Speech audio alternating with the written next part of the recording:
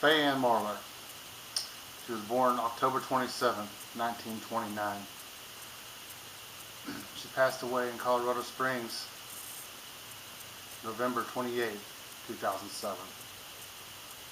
She had a long life from start to finish, but in between is the stuff that made my grandma special. She started her life in poverty. It was the way then. The country was in the Great Depression. She grew up to be strong of will, sharp of wit, and big of heart. She met my grandpa and married him when she was young, and almost immediately began having children. She ended up with 5. Out of 5 kids, I'm the only grandchild.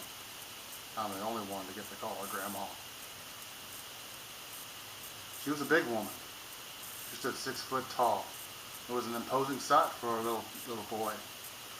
But as I got older and taller, she never got smaller. She was an independent woman.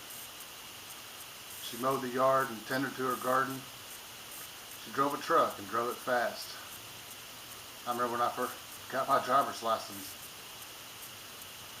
We had gone to visit my dad in Houston, and on the way home she let me drive. I got in, put my seatbelt on, and started on our way. After a few minutes, she got annoyed with me. She said, "Stuart, put the thing on 72 and let's get home." Well, back then the speed limit was 55. So after just a few minutes, I got my first speeding ticket. As the highway patrolman was giving me my ticket, he goes, "Why were you going so fast?" I told him my grandma told me to. He shook his head and said, "Okay, son, here's your ticket." That was her, though. If she was going somewhere, she was getting there fast. She did have patience, though. She taught me a lot of things. She taught me how to mow the yard, how to plant vegetables and flowers, how to use a chainsaw, and how to play wahoo. She loved games. If it was a card game, she loved it. If it was dominoes, she loved it. If it was playing wahoo with a grandson, she loved it. If you could keep her awake. If it was playing spoons, however, she relished it. She was a sneaky she-devil playing this game. And many a violation was committed while she was at the spoon table. I remember playing spoons with her in Odessa at my dad's house. It just so happened that she and I grabbed a spoon at the same time, and I yanked it away from her.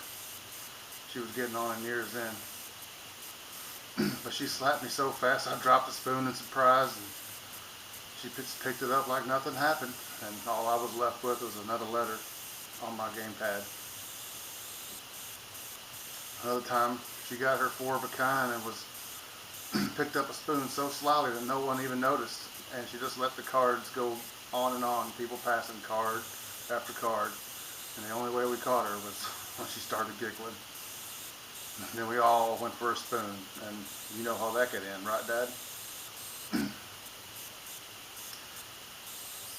As we know, she was taken from us far too soon by Alzheimer's, a disease of overtaken the strongest person. My grandma lived her life as clean and wholesome as she could. She didn't go to church anymore, but I'm certain all is right with her and the Lord. He's holding our place and is watching over us in all our endeavors. She is loved and will be missed. I love you, Grandma.